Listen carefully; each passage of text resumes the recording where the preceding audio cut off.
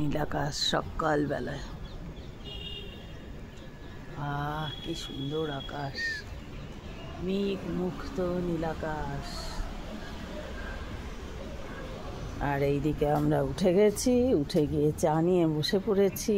এইদিকে দেখো জবা ফুটেছে, নয়নতারা ফুটেছে, টগর ফুটেছে, অপরাজিতা ফুটেছে।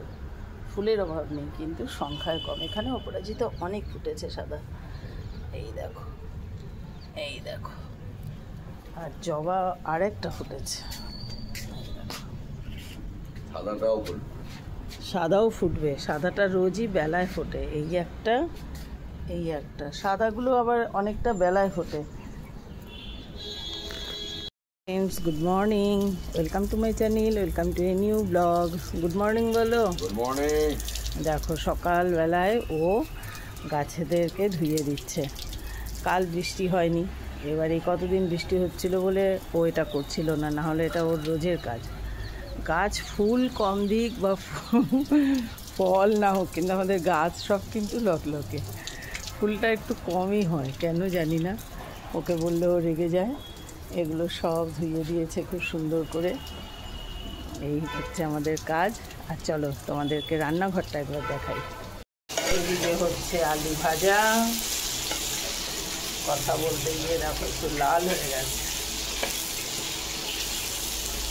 আর এদিকে ডাল, এদিকে মাছ ভাজা।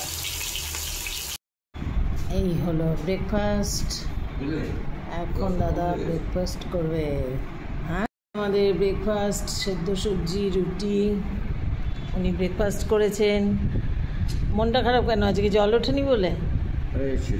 জল দিতে পারলাম না কোনো ট্যাঙ্কিতে। এমন অবস্থা আজকে আমাদের জলের, কোনো ট্যাঙ্কিতে জল ভরা গেল না, জল নেই। আমাদের এলাকায় কি হয়েছে, সবাই ডাইরেক্ট লাইন এত করে রেখেছে, ডাইরেক্ট লাইনে জল সবার উঠে যাচ্ছে। আর আমাদের যাদের রিজার্ভার আছে, আমরা যারা সঠিকভাবে নেওয়ার চেষ্টা করছি, আমরা জল পাচ্ছি না। রোজ আমাদের জলের সমস্যা হচ্ছে, কোনো ট্যাঙ্কি ভর্তি হচ্ছে না। আজকে স্টুডেন্টদেরকে সবাইকে বললাম তোমরা এখন স্নান করো না, 4টে যে জল এলে স্নান করো। কি বাজে লাগে ব্যাপারটা, জলের এত সমস্যা হচ্ছে।